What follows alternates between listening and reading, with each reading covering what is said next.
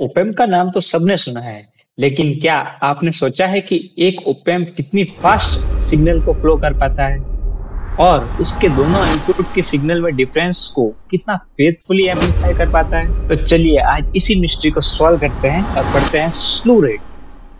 No fear, I'm standing right here, eyes peer with my mind clear, never look rear, only up, never down, off the ground till I'm found, here to मान लो तुम्हारे पास एक super car है जो 400 kilometre per hour की रफ्तार से चल रही है, लेकिन अगर उसकी एक्सेलरेशन लिमिट बहुत ही कम हो तो क्या वो इतनी फास्ट चल पाएगी? एग्जैक्टली इसी तरह ओपेम की स्पीड लिमिट होती है जिसे हम कहते हैं स्लू रेट।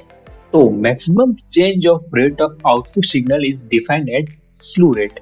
जो मैक्सिमम चेंज है इनके आउटपुट सिग्नल का उसी को ही हम बोलते हैं स्लू रेट, जिसकी यूनिट होती है वोल्ट पर सेकेंड, और इसको हम डिफाइन करते हैं dV/dt से।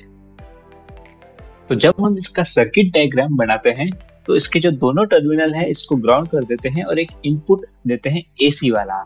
जब AC का इनपुट देंगे तो हमको इसका वोल्टेज भी AC वाला ही मिलेगा, तो इसका आउटपुट मिलेगा हमको V equal to V naught sine omega T plus phi एक फेज डिफरेंस।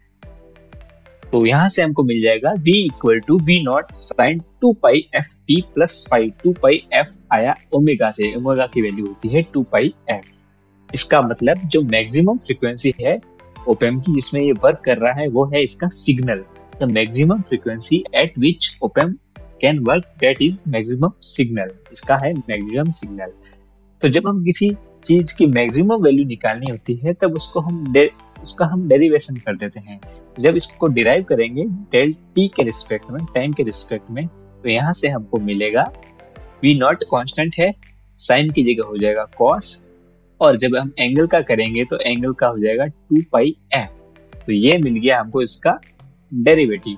और कॉस की मैक्सिमम वैल्यू होती है 1, तो यहाँ से हमको इसकी पूरी की वैल्यू हो गई 1, तो यहाँ से हमको मिल गया dV/dt की मैक्सिमम वैल्यू हो गई V नॉट 2 पाई एफ।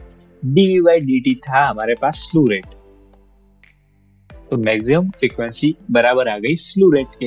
यहाँ से हम लिख सकते हैं V naught 2 pi F equal to slew rate. यहाँ से हमको फ्रीक्वेंसी की वैल्यू निकल के आ जाएगी slew rate divide by V naught 2 pi. तो ये होगी इसकी मैक्सिमम फ्रीक्वेंसी। हमने कैरेक्टरिस्टिक में देखा था पॉइंट में कि आइडियल ओपेम की जो स्लू रेट होती है वो इनफाइनाइट होती है, लेकिन अब हमने ये प्रूव किया है कि प्रैक्टिकल ओपेम जो होता है उसकी वैल्यू फाइनाइट होती है। वो कितनी होती है? Slew rate divide by V naught 2 pi. Characteristic में हमने एक बैंडविड्थ का पॉइंट भी देखा था, जो हमने कहा था हम आगे पढ़ेंगे। बैंडविड्थ क्या होता है? जिसमें पर्टिकुलर फ्रीक्वेंसी ऐसी जिसमें ओपेम वर्क करता है, the frequency range of which op-amp work. तो इसकी जो फ्रीक्वेंसी जो वर्क कर रहा है वो है 0 से F मैक्सिमम, इसमें ही ये ओपेम वर्क कर रहा है।